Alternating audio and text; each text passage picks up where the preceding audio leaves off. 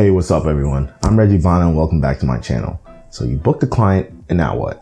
How do you go about ensuring everything that was agreed upon during the initial vetting process is carried out efficiently and effectively? Quick answer to this, you create a contract. So yes, today we're going to be talking about everyone's favorite topic, contracts. So a contract is a formal and legally binding agreement between two parties, typically regarding the sale or provisions of goods or services. Now, the thing about contracts is that they should have the best interest of both parties in mind. However, this is not always the case.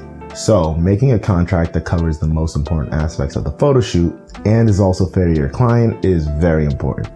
So with all that said, let me give you my 5 clauses that I make sure are on all my contracts with all my clients. And if you've been enjoying the content that we've been putting out so far, please hit that like and subscribe button. It would mean so much to our team over here at RB Studios. So with that being said, let's get into it. So let me preface all this by saying that I am not a lawyer. I don't have a JD and I didn't go to law school or anything like that. So if you're looking for legal counsel, I highly recommend you reach out to a lawyer that you trust to help you generate a legal document that works best for you and your needs.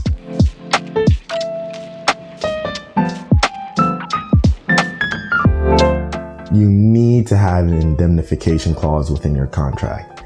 The indemnification clause serves the purpose of allocating responsibility and liability between the photographer and the client. Now, what does this actually mean? It's designed to protect the photographer from certain risks and legal claims that can potentially arise during or as a result of the photography services.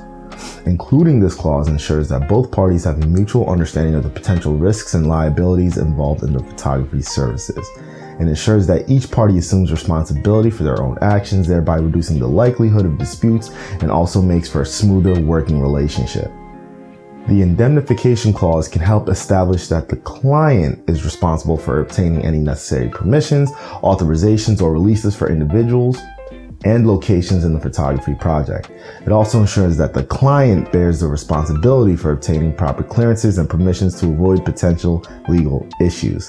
This is important for you as a photographer because it helps protect you from any claims, damages, losses, or expenses incurred due to the actions or omissions of the client.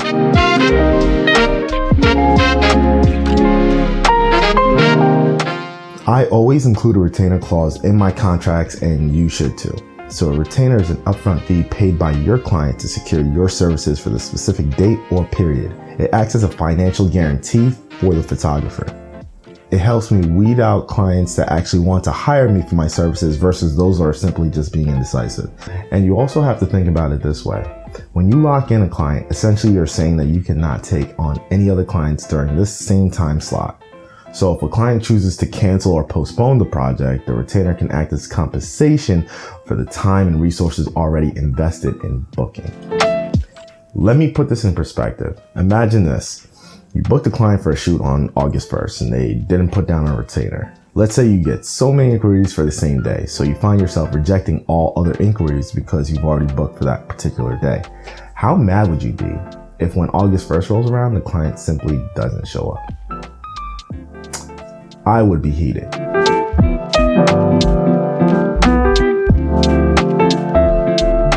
This one's a biggie. List your payment schedule, and I'm not just referring to the amount that needs to be paid, I mean the little nuances regarding pay itself. If your client is on a payment schedule, list the dates and the times that they need to pay, and also list how to pay. Do you accept only credit or debit cards? Or hell, maybe you only do Venmo, Cash App, or Zelle. Or maybe you only accept cash, which would be a little sketchy by the way. Regardless of what you do, please make sure that you put that down in the contract. And please, oh please, have a statement explaining to the client that if they do not pay in full, you will not be arriving on that date. And let's say that you don't mind doing the job before you receive the payment in full. To each their own. But don't deliver the final product before full compensation. I repeat, don't deliver the final product before full compensation. Listen, I did it one time and it seriously was beyond frustrating reaching out to a client to pay you for money that's already owed to you. So to prevent this from ever occurring again, my clients pay in full at least 15 days prior to the event. And if I book the client with less than 15 days to the event, then they pay in full at the time of signing. It saved me from many headaches, and I know it will do the same thing for you.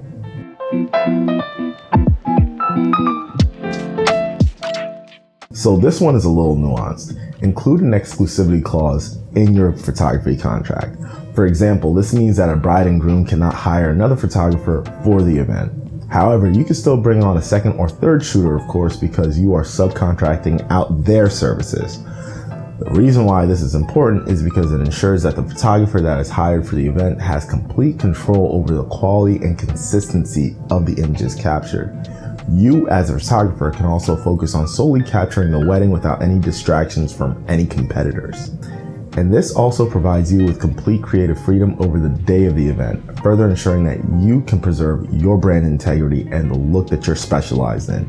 And let's be honest, how crazy would it be if there are several different photographers that aren't a part of the same team, all competing for the best images throughout the day?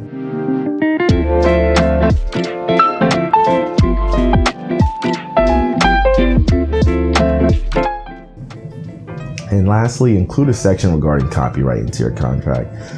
So this section clarifies who owns the rights to the photos. By default, you do, meaning you maintain control over how the images are used and distributed. What you provide the clients is the ability to use the photos. This extends to personal usage, social media sharing, or printing for personal use. I keep reiterating this because they can only use it for personal use. Copyright provides you with protection against unauthorized reproduction, distribution, or commercial use of the images. So for example, you could take a photo of your client, they can post it on Facebook, Instagram, TikTok, whatever. However, they aren't allowed to sell that image for $1 million because they don't own the rights to that image. And this extends beyond just the contract. Every time you press the shutter button, you theoretically own the rights to that image. So no one can use your images without first contacting and confirming with you.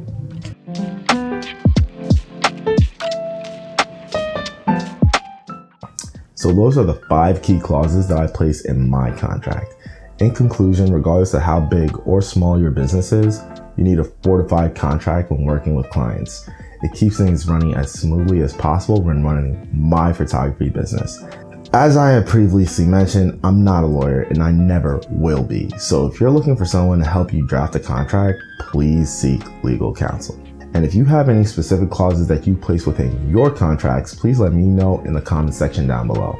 And if you enjoyed this video and made it to the end, I want to say I truly appreciate you and the time you spent.